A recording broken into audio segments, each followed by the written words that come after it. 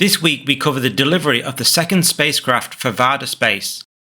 Then we get updates from Firefly on reusability and their medium launch vehicle testing campaign.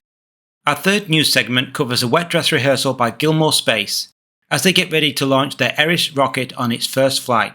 And finally, Longshot, a space startup that wants to use a really long gun to fire cargo into space.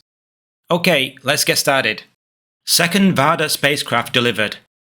Rocket Lab has successfully completed the integration and testing of its second Pioneer spacecraft for Varda Space. Varda is pioneering in-space manufacturing and hypersonic re-entry.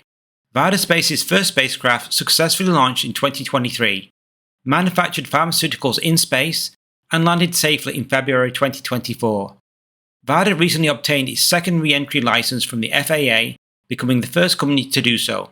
The second Pioneer spacecraft was developed at Rocket Lab's Spacecraft Production Complex in Long Beach, California. The spacecraft provides essential systems for Varda's 120 kilo re-entry capsule, including power, propulsion, communication, and attitude control. By leveraging Rocket Lab's vertically integrated approach to spacecraft production, we can rapidly develop and deliver the highly capable and reliable spacecraft that Varda needs for their missions, said Rocket Lab founder and CEO Sir Peter Beck. This close collaboration allows us to push the boundaries of innovation, enabling Varda to create high-quality products. We're excited to work alongside Varda as they revolutionize manufacturing processes and open new markets through space. Okay, let's move on to our second story on Firefly Aerospace. Firefly talks reusability and medium launch vehicle testing. While Firefly has been flying its Alpha rockets, it has been designing its new medium launch vehicle. This rocket will be 55.7 meters tall and can deliver up to 16,300 kilos to orbit. That's 16 times the payload of its existing Alpha rocket.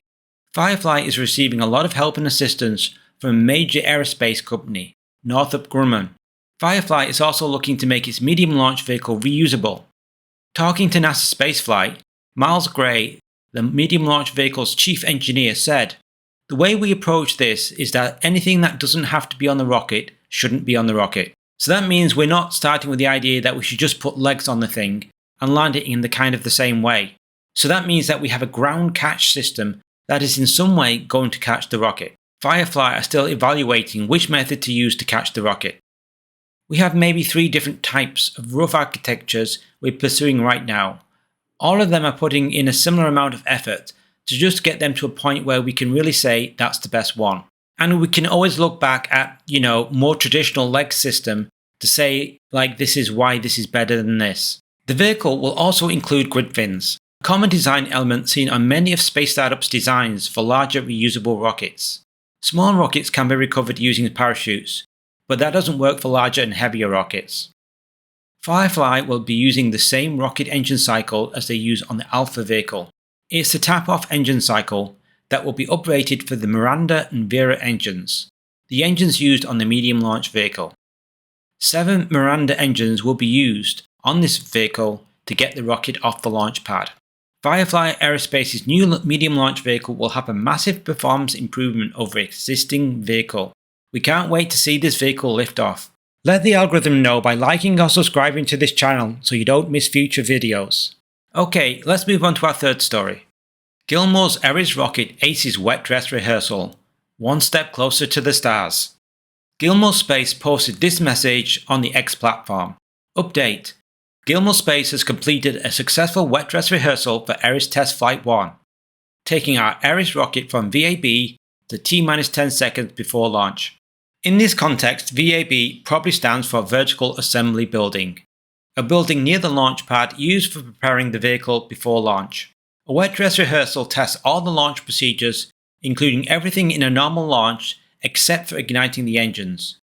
In this case, Gilmour Space went up to 10 seconds before launch before ending the test. Gilmour Space has had the vehicle on the launch pad for some time now. It needs a launch permit from the Australian government before it can launch though. The complete wet dress rehearsal is the last major milestone before launch of the Eris vehicle first flight. The launch permit has been pending for over 2 years now, and is the only hurdle left before Gilmour Space can start launching vehicles into space. The recent wet dress rehearsal test involved 40 technicians from Gilmour Space, It tested that the Ares vehicle could be loaded safely with all the propellants needed and progressed the countdown clock up to 10 seconds before liftoff. The director of launch vehicles for Gilmour Space said, "Only minor issues were uncovered by the test. These involved 2 faulty valves and some minor software reconfigurations. These software tweaks are relatively common, especially for new vehicles." Mr. Doyle said, "The full rehearsal validated the performance of critical systems. This was the final major test to validate the readiness of our rocket, ground systems and crew, while allowing us to address any concerns ahead of launch day. At this stage, we expect to resolve all identified issues in the coming weeks. Pending approvals and other unforeseen events, Ares should be ready for launch as soon as we get the green light." In addition to verifying the vehicle could be safely loaded with propellant, the rehearsal validated ground systems and communications with the launch vehicle were tested. Range operations were also fully rehearsed. The rocket and ground systems were operated remotely from the Launch Control Center, 7 kilometers from the launch pad. Airspace temporary restricted areas were activated and ground exclusion zones were maintained.